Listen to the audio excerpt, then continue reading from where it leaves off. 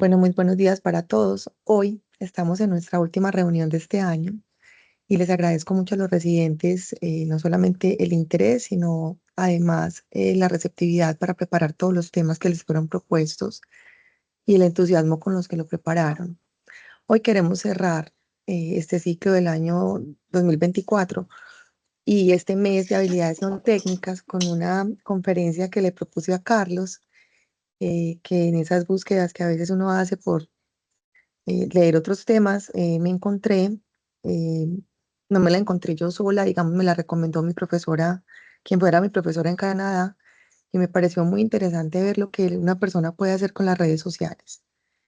Eh, Vamos a hablar hoy sobre Farnham Street, que es un blog y un blogger muy interesante que Carlos, digamos que exploró muy a conciencia y sé que no fue fácil porque esto no se trata de autoayuda, es algo muy distinto que él va a explicarles durante esta conferencia. Solamente quiero empezar la reunión diciéndoles lo siguiente. Eh, este libro en el que el autor publica sus primeras ideas, tiene 4 libros, los tomó de otros autores también y él siempre lo referencia muy bien. Y dice que no solamente pues de Einstein, sino Charlie Munger, Nassim Nicolas Taleb, Charles Darwin, Peter Kaufman, etcétera.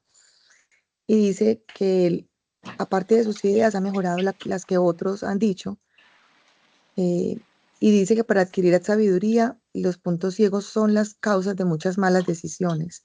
Las decisiones basadas en el entendimiento son mejores que aquellas basadas en la ignorancia.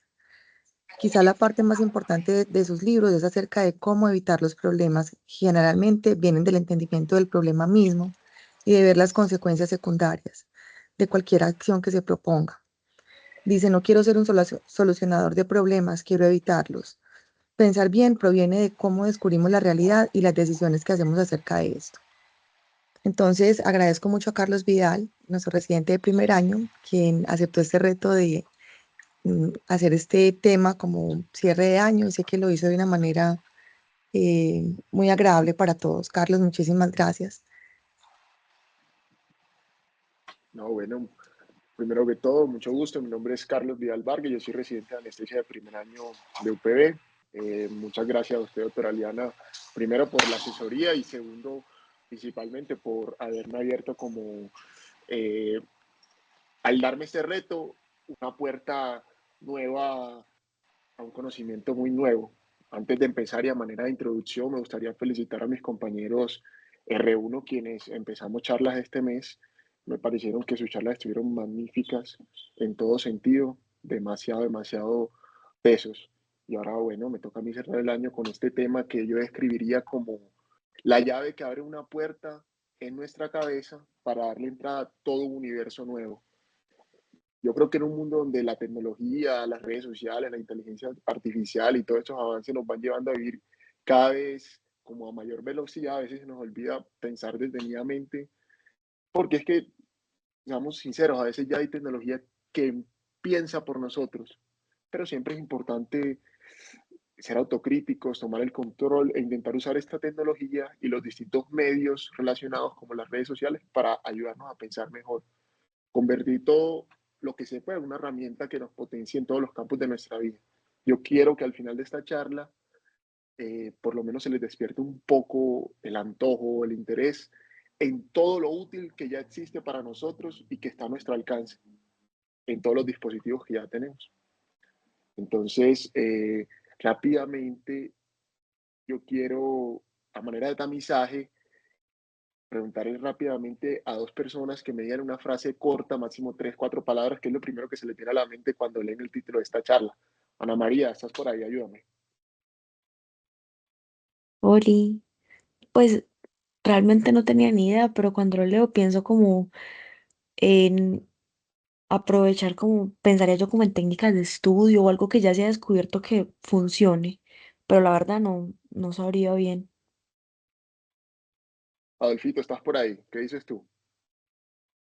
Buenos días, Carlos. Pues a mí me suena como a experiencia, recursividad y la integridad que uno puede aprender de lo que le puedan enseñar a uno por estos medios. Listo, muchas gracias. Soy consciente que muchos de ustedes, incluyéndome, sin saber y escuchando el título de esto, quedamos de esta manera. ¿De qué me estás hablando? ¿Qué es esto? De, qué, ¿De qué vamos a hablar hoy, cierto? Y es normal, es, digamos, una herramienta que muchas veces no es explorada por nosotros en el campo de la medicina. Entonces, ¿qué es Farnham Street? Lo que vemos acá es la página web de lo que es Farnham Street, que es un sitio web o un blog que se centra en ofrecer artículos y podcasts que contienen consejos y estrategias para mejorar la vida personal y el desarrollo profesional. Su lema es el que ya vimos, dominar lo mejor de lo que otras personas ya han descubierto o ya han aprendido. ¿Bajo qué? Bajo la premisa de que al aprender de la sabiduría adquirida por otros, se puede evitar obstáculos y obtener los resultados que queremos. Entonces, es un blog. Lo que ven acá en esta imagen es el blog básicamente. Y esa es la dirección para acceder a ese blog. Tenemos acceso a través de esto y a través de distintas redes sociales como Twitter o actualmente X. Asimismo, una red social muy utilizada por nosotros que es Instagram, donde, como vamos a ver, tiene bastantes seguidores, bastantes publicaciones. Es un blog que es de gratis suscripción para recibir boletines informativos con contenido todos los domingos, que ellos definen como reflexiones atemporales e ideas que son reflexivas y que son demasiado cortas. Son cosas que puedes leer en 5, máximo 10 minutos. Es decir, son mensajes muy concisos, muy concentrados y muy cortos de leer.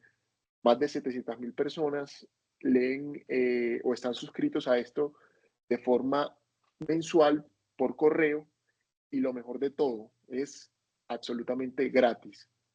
Al igual que el Instagram, donde también se publican algunas píldoras de todo esto. Adicionalmente, este señor también tiene unos libros que son los que comentó la doctora Liana más adelante, pero hoy nos vamos a centrar es en el blog. Entonces, ¿quién es el artífice o la persona que está detrás de todo este blog y todo esto? Entonces tenemos por acá el señor Shane Parris. En 2012 él fundó este blog. Hoy en día Shane es conocido, él es canadiense, es conocido como escritor y podcaster, pero en realidad de profesión es ingeniero y trabaja también en el campo de la economía. Este señor trabajó durante muchos años para el Departamento de Defensa canadiense y era uno de los grandes expertos de ciberseguridad y en la biografía de él incluso hablan de que ocupó cargos demasiado importantes antes de los 30 años. Tenía gente incluso mayor que él a su cargo y muchas veces le tocaba tomar pues decisiones muy importantes. Entonces, ¿de dónde le nació a él esta idea? Esta idea surgió mientras él cursaba una maestría en administración de empresas. Él se sentía frustrado por todas las explicaciones como de manual o unequívocas que a veces los profesores tienen y se inspiró mucho en las profundas reflexiones que ofrecían dos personajes muy icónicos en Estados Unidos, que son los que tienen a continuación, Warren Buffett y Charlie Munger. Así rápidamente, pues, por cultura general, porque probablemente no conozcan a estos señores, este señor de la izquierda, Warren Buffett, es una de, digamos, de las personas que más impacto ha tenido en el siglo pasado y en este siglo en la economía estadounidense. Ocupó en algún momento incluso la tercera posición del hombre más rico del mundo. Y este que está acá a la derecha es el señor Charlie Munger, era su socio. Ambos fundaron una empresa llamada Berkshire Hathaway. Este era el presidente y este era el vicepresidente. Van a ver durante toda la charla la importancia de estos dos señores en todo este blog y en todo este, digamos, este sistema que desarrolló Shane Parris. Acá a la derecha tenemos entonces la imagen de la empresa que ya les mencioné, Berkshire Hathaway.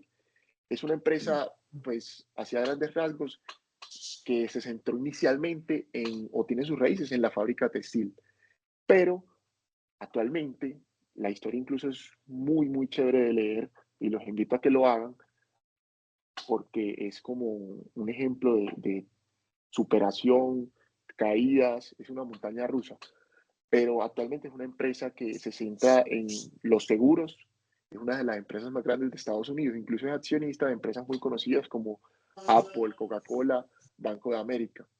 Entonces, ¿por qué traigo esto? Porque como homenaje a estos dos señores que crearon la empresa, Shane Parrish decidió bautizar el sitio web con la dirección de la empresa, que estaba ubicada en la 3555 de Farnack Street. Lo que vemos acá a la izquierda es una imagen de la calle de Farnack Street mucho antes de que se creara la empresa en 1950.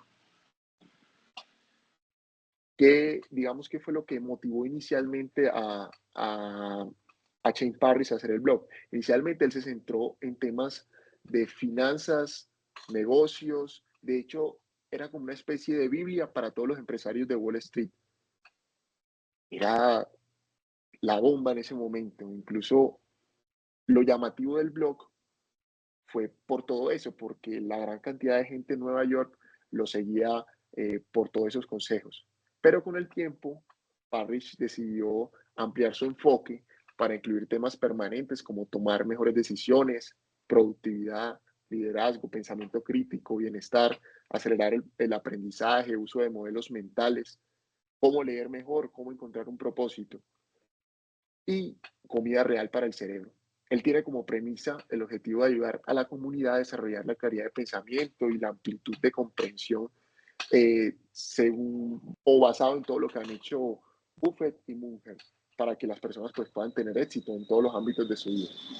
Entonces, ahora que digamos ya tienen una visión más o menos de lo que significa o es este blog, de qué es el nombre, ya saben de qué se trata y puedan tener pues una impresión inicial, quiero que demos un paseo por el blog directamente. Hagamos de cuenta que lo estamos explorando. ¿Listo? Entonces lo primero que vamos a ver es las estrategias para leer mejor. Y les dejo de fondo esta frase de Charlie Munger. Uno de los beneficios de la lectura es que te permite dominar lo mejor de lo que otras personas ya han descubierto. Pero obviamente esto es cierto si no puede recordar y aplicar las lecciones y los conocimientos de lo que lee, ¿cierto? Yo quiero preguntarle a alguna persona, Sarita, ¿estás por ahí? Zambrano, Sara Zambrano. Oli, y Hola, aquí estoy. Sara, Sara, yo quería preguntarte si crees que existe ¿Aló? alguna diferencia en la forma... ¿Aló, me Hola. escuchas?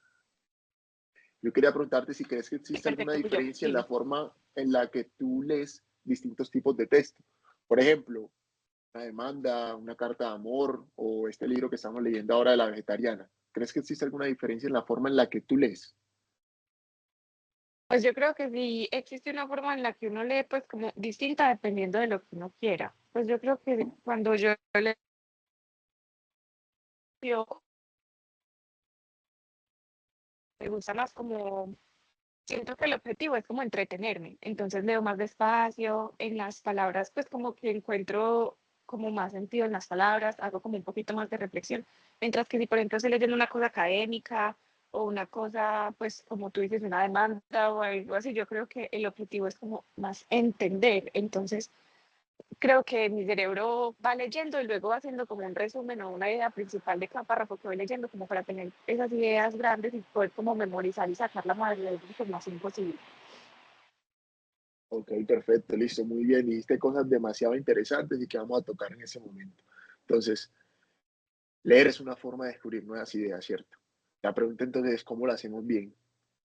Y hoy quiero mostrarle algunas estrategias que les pueden ser útiles a todos, los que leen de medicina y los que leen de otras cosas.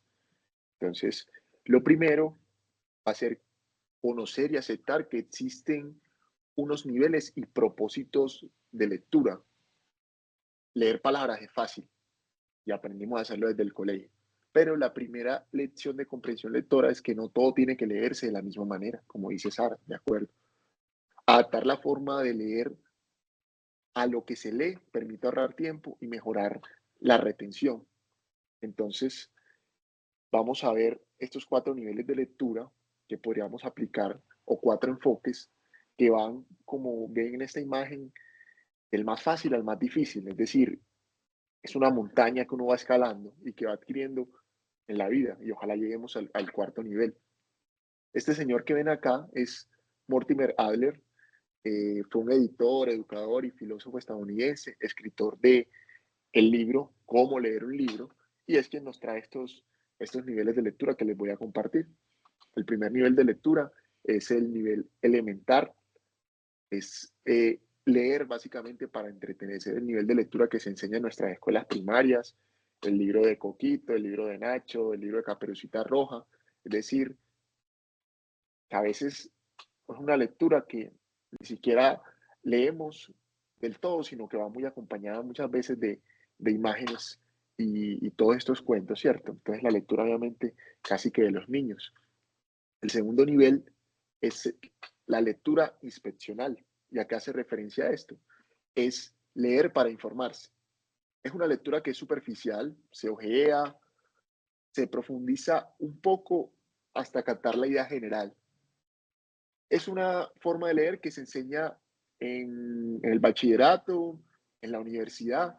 Y ojo, que aquí es donde la mayoría de las personas se detiene casi siempre.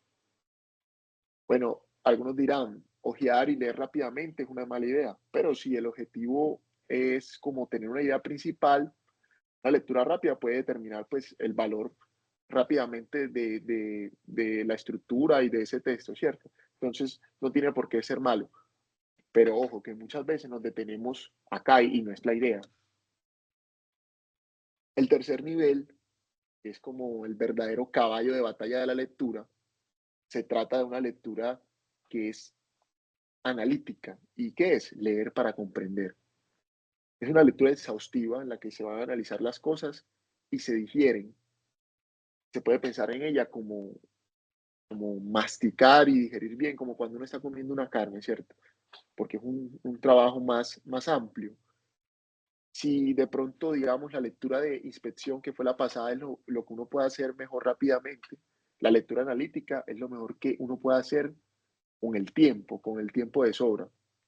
Porque en este punto ya va a empezar o ya vas a empezar a poner en funcionamiento toda la parte mental, cognitiva, y vas a tener que hacer un trabajo adicional para comprender lo que se está diciendo. Entonces, este tipo de lectura, digamos que tiene 4 reglas. Lo primero es clasificar el libro o el texto según el tipo y la temática. Segunda parte, explicar de qué se trata todo el libro con la mayor brevedad posible. 3, enumerar las partes principales en su orden y relación. Y 4, definir el problema o los problemas que el autor está tratando de resolver. Esto implica mucho trabajo, aunque suene simple decirlo en palabras, y necesita integrar las ideas en la cabeza. Y finalmente, vamos a ver una lectura que es la lectura sintópica, que es leer para dominar. Con una buena lectura analítica se puede caer en el error, yo he caído en el error y sé que muchos caen en el error de pensar que uno entiende el tema de forma global, pero no puedes simplemente leer un libro o un artículo y afirmar que eres un experto, ¿cierto? Si realmente uno quiere dominar un tema, necesita sumergirse en él por completo, leyendo varios artículos, varios libros, comparándolos, contrastándolos. Si solo lee un artículo o un libro sobre un tema, es posible que vaya a tener muchos puntos ciegos en el conocimiento. Entonces, esta lectura para dominar es básicamente lo que nosotros hacemos como residente o se espera que haga un residente, ¿cierto? Y es leer de muchas partes el mismo tema, encontrar y evaluar las contradicciones y formarse una opinión. Es una lectura más exigente y más desafiante que toda, ¿cierto? Hay 4 claves que hay que tener en cuenta. Uno, identificar los pasajes relevantes, es decir, encontrar esos textos adecuados y en ellos encontrar los pasajes claves, ¿cierto? Lo otro es traducir y sintetizar. Traducir no se refiere a traducir de idioma, sino que es traducir el lenguaje del autor, establecer nuestros propios términos. Es un ejercicio digamos, de traducción que permite unir conceptos y los argumentos de distintos autores. Tercer paso es formular uno sus propias preguntas, centrarse en lo que uno desea saber, no solo en los problemas del autor, porque el que escribe, escribe para resolver sus problemas, pero a veces nosotros tenemos preguntas que ese mismo autor o un solo autor no puede responder. Y hay que estar preparado porque algunas preguntas podrían quedar sin respuesta si los autores no las consideraron. Y finalmente ya definir los problemas y analizarlo en una discusión interna, ¿cierto?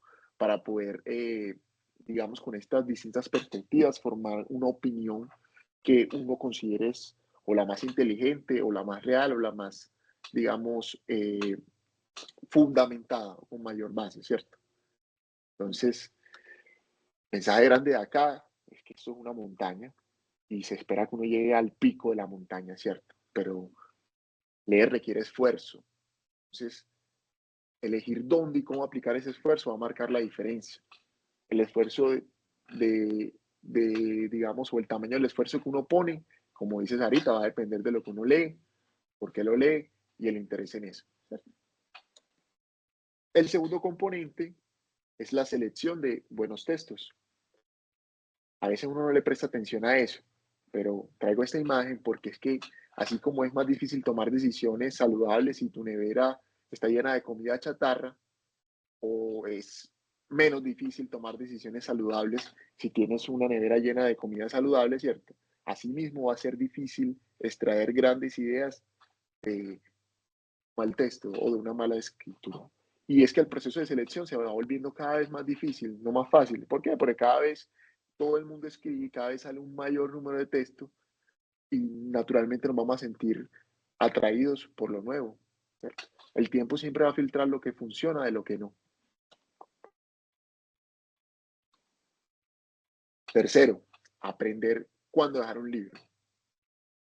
Eso no es tan fácil porque a uno generalmente, o por lo menos a mí, siempre me enseñaron que uno tiene que terminar lo que empieza. Pero esa regla invisible que a veces nos acompaña hoy puede que uno o impida que uno de pronto se salga una lectura que es poco útil. Cuando se trata de leer no es necesario terminar lo que se empieza. Se puede dejar una vez que uno se da cuenta que cuál es el verdadero valor de eso, uno no debe sentirse culpable, ¿cierto? La buena escritura se lee sin esfuerzo y la mala pues parece una tarea ardua. Entonces, todo el tiempo que uno se pasa leyendo algo malo lo hace pensar en leer algo bueno. Y cuarto, la velocidad de lectura. La velocidad de lectura podría ser vista como una métrica de vanidad, porque es que en el mundo real a nadie le importa lo rápido que uno lee, ni cuántos libros lee, ni cuántos se leyó el año pasado o la semana pasada. Lo que importa es lo que uno absorbe y aplica. Entonces, un buen libro, como un buen whisky, debe ser saboreado, eh, disfrutado, meditado, ¿cierto? El punto central de todo esto es decirles que uno no puede llegar a donde quiere si no está aprendiendo constantemente. Y una de las mejores formas de aprender es leyendo. En el ejercicio de lectura es muy importante también tomar apuntes, y yo sé que todos tomamos apuntes, algunos no, todos tenemos distintas formas, pero yo hoy quiero compartirles una forma que me gustó mucho, y es el sistema de la hoja en blanco de este señor, Shane Parris. Lo pueden encontrar en el blog, por cierto. ¿Cómo o de qué se trata? Lo primero es sacar una hoja en blanco. En esa hoja en blanco, sin haber leído, uno va a escribir lo que sabe sobre el texto o el tema que está a punto de leer. Si, digamos, uno no sabe nada, pues podría coger en un artículo el abstract o en un libro el resumen que sale atrás, ¿cierto? Esto con la idea de hacer un mapa mental. Luego, después de leer, dedicar unos minutos a agregar elementos en el mapa con un bolígrafo de color diferente. Entonces, antes de comenzar una próxima sesión de lectura, revisar toda la página con todo lo nuevo que ya uno hizo, y cuando ya haya terminado de leer esa página y todas esas hojas que uno va acumulando, guardar esas hojas en blanco para revisarlas periódicamente. Sería algo como así. Se ve desordenado, pero digamos que el componente en el cual está basado es muy interesante. Este método sirve para preparar el cerebro para lo que uno está a punto de leer, porque ofrece una estructura y refuerza lo que uno está aprendiendo. Cuando uno empieza con una hoja en blanco, se ve obligado a buscar en la memoria y plasmar en papel lo que sabe o lo que quiere saber sobre un tema. Y a medida que uno lee, ve literalmente cómo va creciendo en todo eso. Y no solo va añadiendo nuevos conocimientos, sino que además va a eliminar cosas que uno creía saber y que resultaron no ser así. Entonces, repasar, digamos, lo que uno sabe sobre un tema, así como lo que ya ha aprendido antes de una sesión de lectura, no solo va a mejorar la memoria y el recuerdo, sino que también va a ayudar a superponer y a conectar ideas. Esas primeras conexiones surgen de poner como el material, por decirlo así, en bruto, en la hoja en blanco.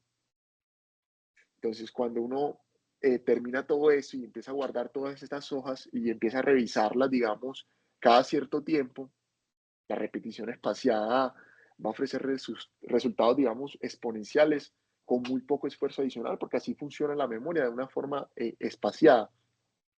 Obviamente, esto no tiene que ser en una hoja en blanco. Ahora con las tecnologías que tenemos, puede ser en cualquier, digamos, sistema para escribir en un iPad o cualquier tableta. Listo. Pero entonces, si vamos explorando este blog, vamos a ver qué más tenemos por acá. Listo, vamos a darle clic acá. Perfecto, vamos a ver cómo tomar decisiones inteligentes sin tener suerte. Y aquí sí los voy a molestar, quiero preguntarle a alguien, un R3. Aleja, ¿estás por ahí? Hola Charlie, sí, por acá estoy. Alejita, quiero que recuerdes alguna situación crítica o de crisis que hayas vivido durante estos 3 años de residencia, o 2 años y medio, mejor dicho, y me cuentes cómo tomaron las decisiones que llevaron a la resolución de ese problema. Si se basaron en algún principio para tomar las decisiones que tomaron en ese momento o cómo fue la cadena de decisiones. Bueno Charlie, pues yo creo que una cosa que ha pasado y no ha pasado nada más una vez, y que ha pasado pues digamos como en algunas ocasiones durante la residencia, generalmente por ejemplo es las complicaciones con la vía aérea, tanto al intubar como al extubar un paciente. Pues recuerdo bien, por ejemplo, un paciente que tenía antecedente de hipertensión pulmonar y lo tenían que llevar a una eh, fibrobroncoscopia. Este paciente simplemente con la manipulación del fibrobroncoscopio a través de la vía aérea, pues es un laringoespasmo bastante severo. Y pues de ahí en adelante, digamos, como todo lo que se desprende una desaturación, y bueno, a este paciente lo que hicimos fue como aplicar el algoritmo que existe para el manejo de la, del laringoespasmo con ventilación con presión positiva, el uso de lidocaína, de propofol, y posteriormente ya cuando vimos que no mejoraba, decidimos relajar al paciente nuevamente con succinilcolina e intubarlo pues para asegurar la vía aérea y pues que empiece a subir la saturación. Entonces eso fue como una de las cosas que más recuerdo y el hecho de seguir pues como todo el protocolo para el tratamiento del paciente. Ok, súper bien. Muchas gracias, Aleja. Súper bien. Yo creo que estarán de acuerdo en que no existe una electiva o en nuestro pensum, por lo menos yo no vi ningún mes de rotación llamado toma de decisiones prácticas, ni en el pregrado, ni en el colegio, ni en ningún lado. Hay una materia que se llame toma de decisiones prácticas, ¿cierto?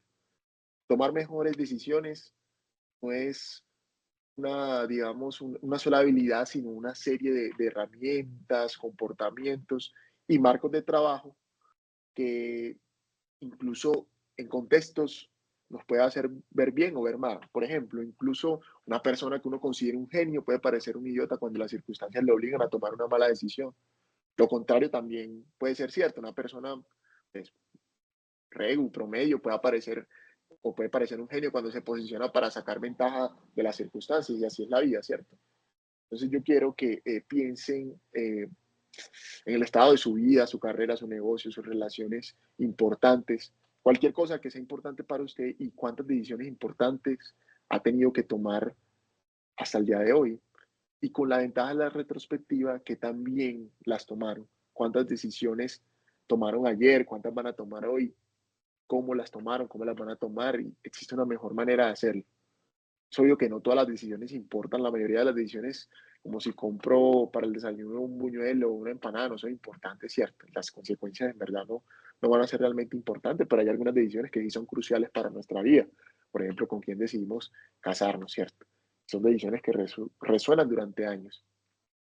Y si lo aterrizamos incluso al día a día de nuestra profesión, nuestra especialidad, diariamente, tomamos decisiones que impactan no solo en nosotros, sino que tienen consecuencias directas en los pacientes, que son seres vulnerables ante nuestras decisiones.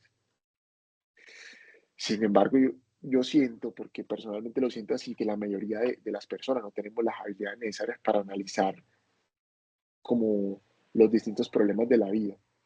Y muchas veces recurrimos a medidas como la lista de pros y contras, ¿cierto? Donde enumeramos las cosas positivas por un lado y las cosas negativas por otro lado, pero en verdad esto es útil para decidir yo qué voy a desayunar o qué voy a almorzar, pero para cosas más importantes puede tener muchos puntos ciegos. Lo que distingue a quienes toman buenas decisiones de quienes toman malas decisiones son, digamos, tres cosas. Es la capacidad de posicionarse, ¿cierto? De comprender las circunstancias y pensar en problemas utilizando los modelos mentales. Sobre todo los modelos mentales son importantes porque cambian nuestra perspectiva de la vida y reducen nuestros puntos ciegos. Y ahorita vamos a ver un poquito más de eso. Si somos, es como la mayoría de las personas, nunca nos han enseñado entonces explícitamente cómo tomar decisiones efectivas. Y la lección que yo quiero que saquen de aquí es que las personas que toman siempre buenas decisiones aprovechan el modo como funciona el mundo. Vamos a ver esta frase de Jeff Bezos que dice, cuanto más viejo me hago, más me doy cuenta de la cantidad de tipos de personas inteligentes que existen. Hay muchos tipos de personas inteligentes, pero también hay muchos tipos de personas estúpidas. Digamos que la estupidez es una de las cosas o uno de los factores más importantes que nos supone, digamos, una piedra en el camino para tomar buenas decisiones. Indudablemente, si a uno le dicen estúpido, uno se siente ofendido, o si uno lo dice, pues seguramente es en tono de ofensa, ¿cierto? Yo quiero preguntarle a alguien, Fede, ¿estás por ahí? Sí, Charlie, aquí estoy. Mano, ¿tú crees Charlie, que la estupidez es algo común o poco común? yo pienso que, pues, primero es una palabra como compleja de definir qué es estupidez o no es estupidez, pero pienso que muchas veces, en muchas situaciones, nosotros no decidimos de las mejores maneras y tendemos a ser, sí, estúpidos. ¿Recuerdas alguna situación que te haya hecho sentir así? Algo muy breve, muy corto, si lo Sí, y yo recuerdas. creo que a todos nos ha pasado en algún momento situaciones muy puntuales, por ejemplo, que uno va a salir de afán para la clínica, para la rotación, y se le queda algo importante que tenía que llevar, las llaves de la casa, algo que tenía que llevar para la rotación, y uno llega allá y se siente como, "Ah, qué estúpido, ¿por qué lo dejé? ¿Por qué no estuve pendiente?". Pero sí, yo creo que todos en algún momento hemos pasado por esa situación. Perfecto, súper bien, muchas gracias, Fede. Entonces, la estupidez consiste en pasar por alto, descartar información que es evidentemente crucial. La gente piensa que la estupidez es lo opuesto a la inteligencia, pero no, de hecho, la estupidez es el costo de la inteligencia que está operando en un entorno que es complejo. Y quiero que tengan algo en cuenta, es que no solo es común, es que es casi inevitable. Existen, digamos, factores que están descritos, muy bien descritos, y son hasta 7, que son factores que nos pueden predisponer a ser estúpidos o a cometer estupideces, ¿cierto? Entonces, quiero que los analicen. Y es, primero, estar fuera de tu entorno habitual o cambiar tus rutinas. 2, estar en presencia de un grupo. 3, estar en presencia de un experto o autoridad, o si uno mismo es el experto. 4, realizar cualquier tarea que requiera una concentración muy intensa. 5, la sobrecarga de información, por ejemplo, el multitasking o las multitareas. 6, el estrés físico o emocional, el cansancio, la fatiga. 7, el punto que tocó Federico, la prisa, el sentido de urgencia, una de las causas más comunes de que uno pueda cometer actos estúpidos. No es necesario que estén presentes todos los 7 factores, pero son obviamente aditivos. Entonces, algo muy importante es que quien en el trabajo, en la residencia, en cualquier ámbito de la vida, no se ha sentido con alguna de estas cosas por cualquier motivo. Es algo común, muy común. ¿Y saben qué es lo más común? Que son factores que están presentes en todos los hospitales del mundo y en todos los quirófanos del mundo. Es decir, son factores que van a ser transversales a nosotros toda nuestra vida, que son casi inevitables, ¿cierto? En nuestro medio, en nuestra especialidad, digamos que hay algunas formas que intentan combatir esto.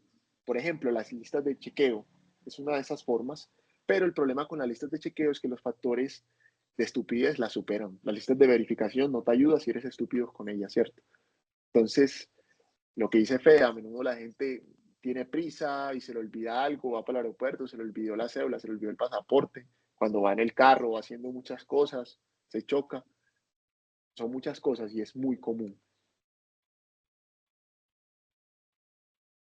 Ya que vimos esta parte de cómo tomar decisiones, quiero también mostrarles rápidamente eso tan chévere que tiene este blog de aprendizaje.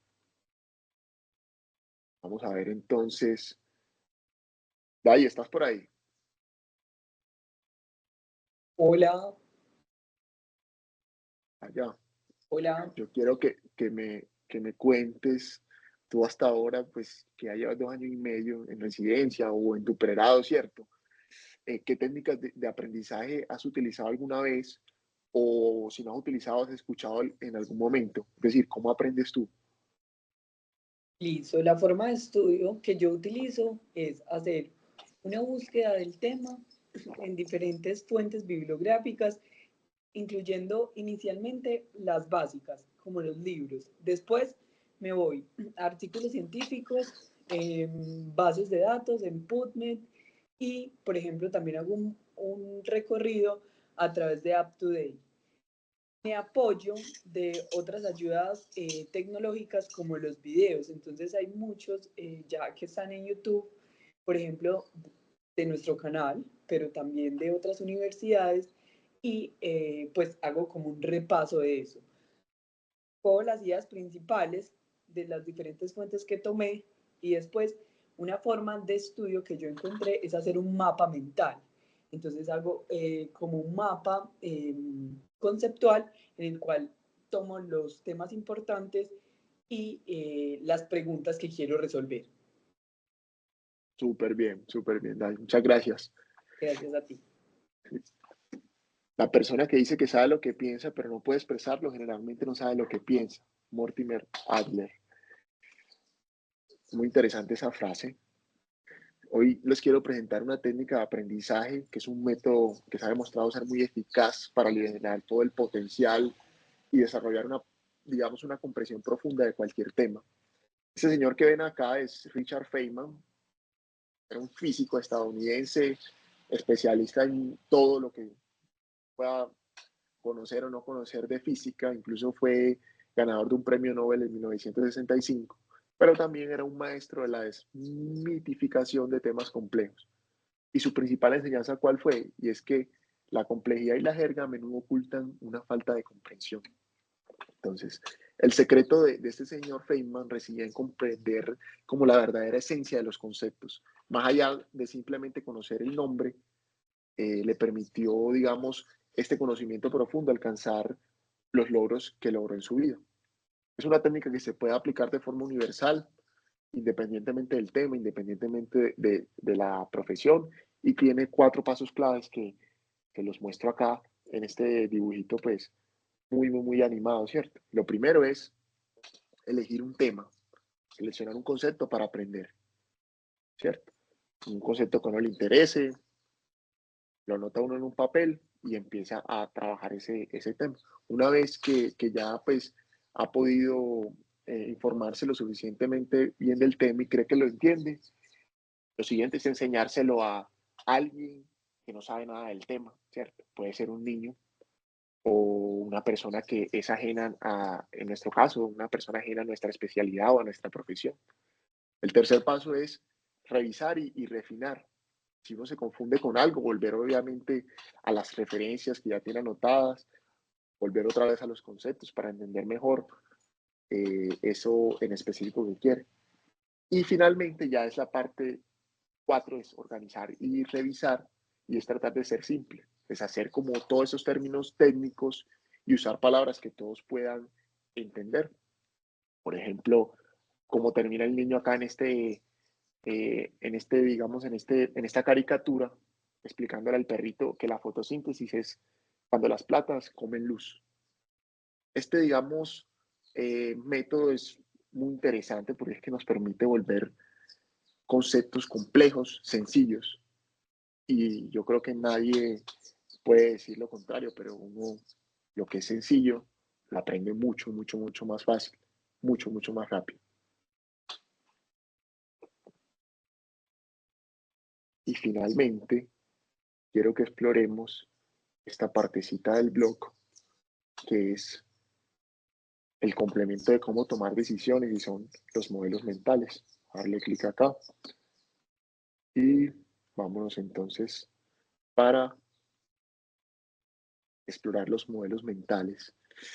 Un modelo mental, ¿qué es? Es una explicación simple de cómo funciona algo. Cualquier idea, creencia o concepto puede reducirse a la esencia de un modelo mental.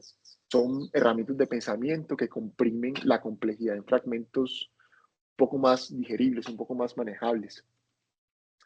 Y quiero que vean esta imagen. Es una imagen extraída de una fábula china que se llama La rana en el pozo. Es una analogía de la vida. ¿Por qué? Porque es que uno cree saberlo todo y está a veces como esta rana en el pozo. Entre uno más crece económica o profesionalmente, más se convence de que lo sabe todo y se encierra en su mundo de tamaño relativo, lo que es paradójico porque cuando uno se cierra a ver más allá de lo que tiene delante, en realidad solo conoce lo que tiene. Y los ojos, digamos, no ven ni imaginan lo que la mente no conoce. El desconocimiento a veces nos hace pecar de ingenuos y también hasta de vanidosos. El conocimiento, digamos, es muy necesario para formarnos una realidad más completa de todo, ¿cierto? Entonces, lo que digo el creador de esta fábula china, Chuang-Tzu, la rana en el pozo no sabe nada del poderoso océano.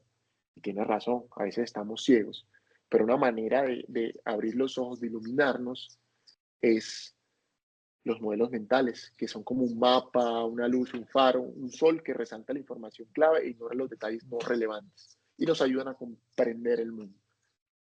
Existen más de 100 modelos mentales, hay de todo tipo, de todos los colores, de todos los sabores.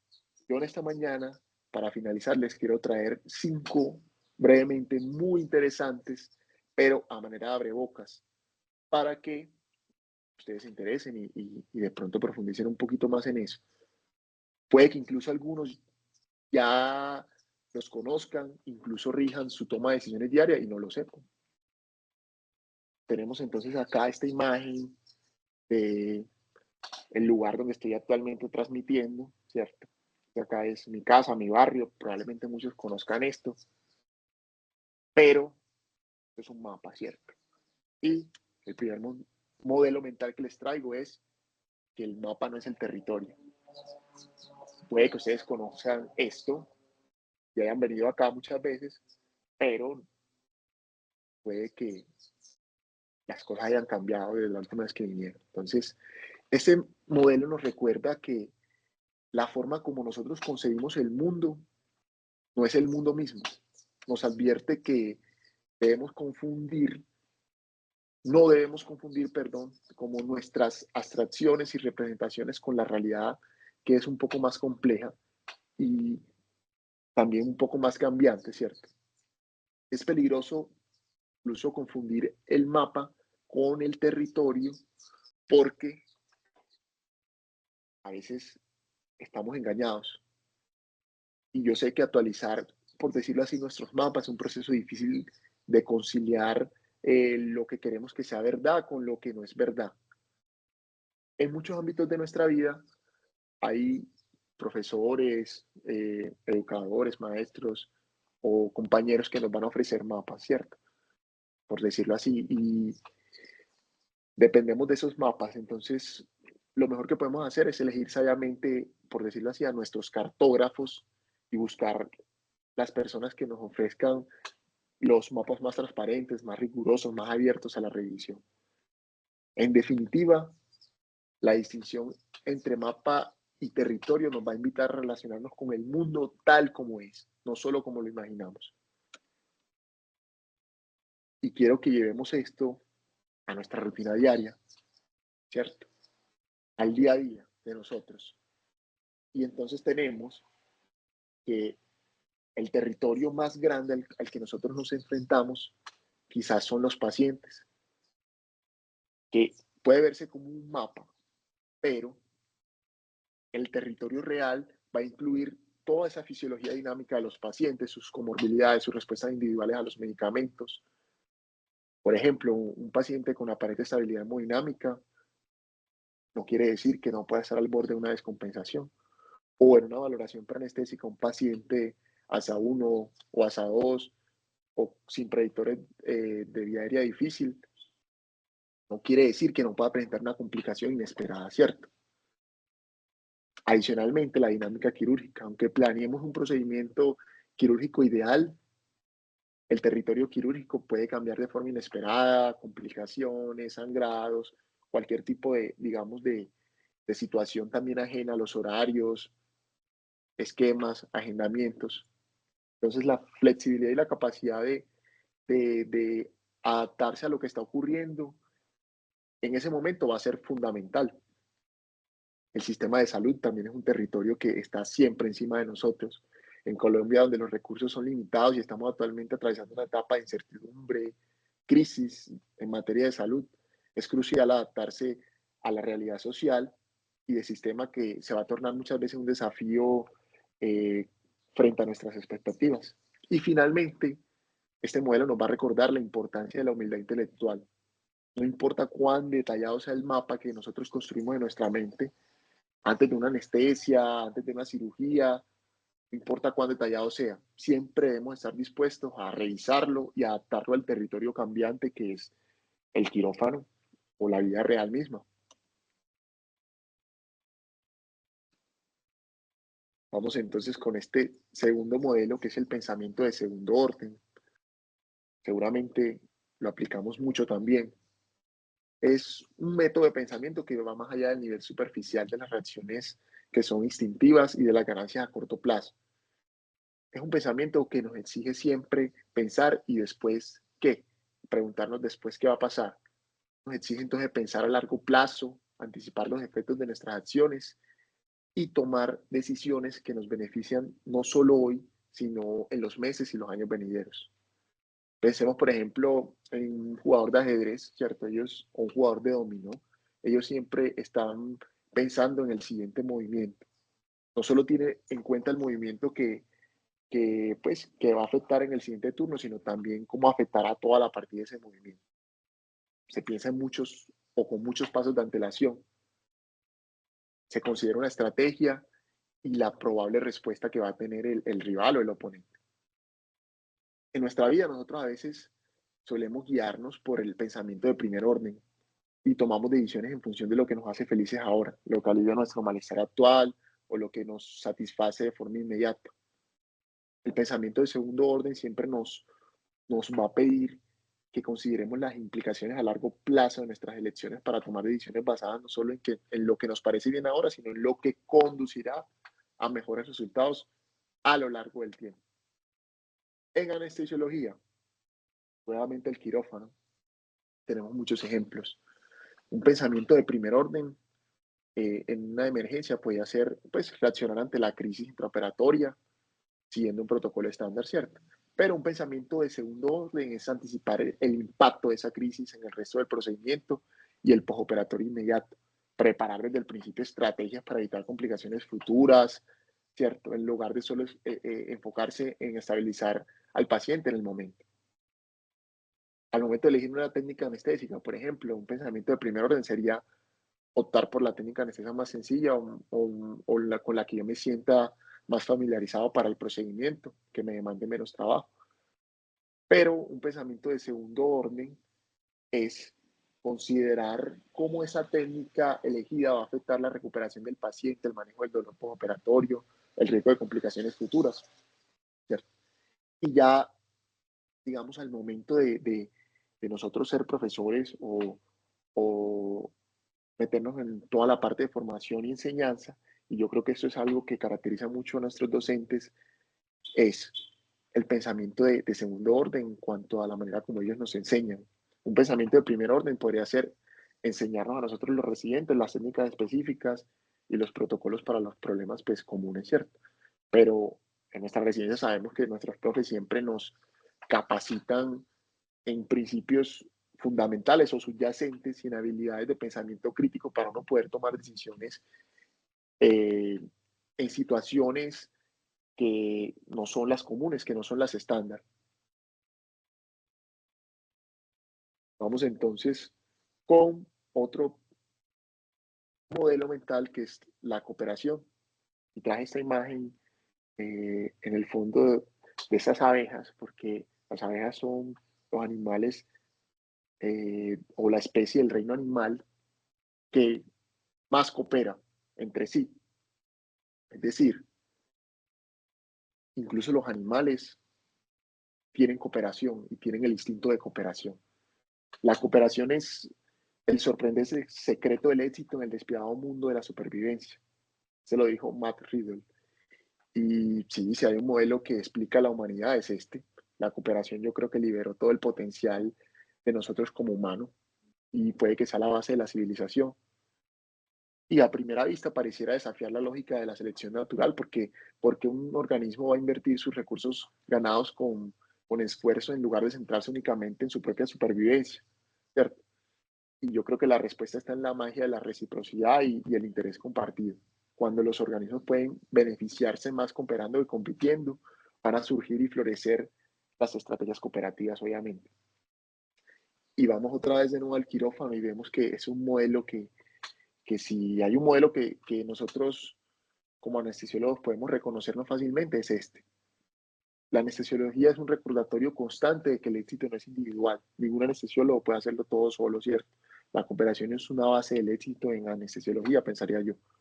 Y tenemos entonces el quirófano como ejemplo de cooperación en acción. En el quirófano, cada miembro del equipo, cirujano, anestesiólogo, enfermera, técnico, circulante, tiene un rol interdependiente. Y el éxito de una cirugía va a depender de esa comunicación, de esa confianza y de esa coordinación. La cooperación flexible en situaciones de emergencia. En anestesiología, las emergencias de cualquier tipo, sangrado, paro, pues demanda siempre una actitud muy cooperativa y los roles pueden incluso cambiar dependiendo de la urgencia y las habilidades individuales. Entonces, yo creo que este modelo define muy bien todo esto. Y finalmente, la construcción de redes cooperativas más allá del trabajo. Va más allá de una colaboración, digamos, interdisciplinaria en el momento del quirófano y se centra en la calidad de las relaciones y amistades que uno puede tener de esos espacios.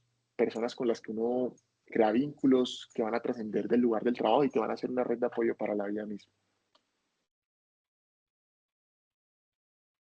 Veamos rápidamente este modelo que se llama el modelo mental de la inversión. Gran parte del éxito proviene de evitar los caminos los caminos pues comunes que nos van a llevar al fracaso. Y la inversión no es como nos enseñan a pensar, nos enseñan siempre a identificar lo que queremos y a explorar cosas que nos acerquen a nuestro objetivo. Sin embargo, evitar las cosas que nos aseguren que no tendremos lo que queremos aumenta drásticamente nuestras probabilidades de éxito. Podemos obsesionarnos con resolver problemas de una manera y pasando por alto soluciones más simples. La inversión lo que trata de sacarnos de esta visión en túnel, entonces es, en lugar de pensar, ¿cómo resuelvo esto? La inversión pregunta, ¿qué garantizaría el fracaso? En lugar de pensar, ¿cómo puedo lograr esto? La inversión pregunta, ¿qué me impide lograr? Entonces, esta inversión revela perspectivas que de pronto nuestro modelo de pensamiento habitual va a pasar por alto. Es un modelo particularmente útil en anestesiología, donde el margen del error es mínimo y el costo del fracaso puede ser altísimo. Aplicar este enfoque nos va a ayudar siempre a identificar y, digamos, mitigar ciertos riesgos críticos antes de que ocurran problemas, mejorando obviamente la seguridad y el éxito del cuidado anestésico, ¿cierto? Vamos entonces a ver este último modelo para acabar en aras del tiempo, y es el sesgo de la primera conclusión. Y los dejo con esta frase de Charlie Munger, y es que tiene mucha razón. La mente funciona un poco como un espermatozoide, un óvulo. La primera idea entra y luego la mente se cierra. Como muchas otras tendencias, es probable que se trate de un mecanismo de ahorro energético, biológico. Nuestra tendencia a conformarnos con las primeras conclusiones nos lleva a aceptar muchos resultados erróneos y a dejar de hacer preguntas. Eso es muy común, ¿cierto?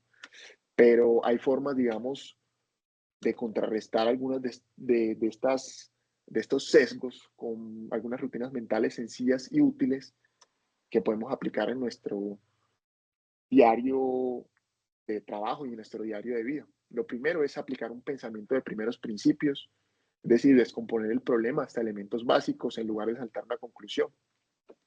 Lo segundo, el uso de algoritmos estructurados o de checklists estructurados para abordar los problemas comunes. Tercero es preguntarse siempre qué más podría hacer. Siempre que se presente una conclusión temprana, hacer una pausa y preguntarse si hay posibilidades de que esa situación lo pueda explicar otra cosa. Esta simple pregunta activa un proceso de reevaluación y puede revelar alternativas cruciales. Para nosotros, el sesgo de la primera conclusión, superarlo supone beneficios que van desde mejora en la toma de decisiones bajo presión, en entornos de alta exigencia. Obviamente, contrarrestar este sesgo permite encontrar soluciones más precisas y efectivas. Eso se va a traducir todo en una mayor seguridad del paciente al explorar todas las posibilidades antes de actuar. Se va a reducir el riesgo de intervenciones inadecuadas y finalmente un desarrollo profesional continuo. Al adoptar esa mentalidad de curiosidad y reevaluación constante, se convierte uno en un profesional más competente y adaptable. Entonces, el sesgo de la primera conclusión es un atajo mental muy común que puede ser peligroso en un entorno tan complejo como la anestesiología. Contrarrestarlo requiere prácticas conscientes que nos traen a la larga muchos beneficios. Y finalmente, para acabar, los dejo con estas 5 frases que encontré en el blog que a simple lectura parecen que dicen mucho, y sí, dicen mucho, pero al analizarlas en profundidad, dicen incluso mucho, mucho, mucho, mucho más, y siento que aportan mucho. Y finalmente dejarles la invitación a que exploren este blog cuando tengan un poquito de tiempo o se suscriban a él. Las lecturas en verdad son demasiado cortas, incluso dicen el tiempo en el que uno debería demorarse leyendo, 4 minutos, 5 minutos, 8 minutos, 10 minutos, y aportan demasiado, demasiado, demasiado, no solo a nuestro entorno profesional, sino a nuestra vida misma. Con esto finalizamos. Muchas gracias.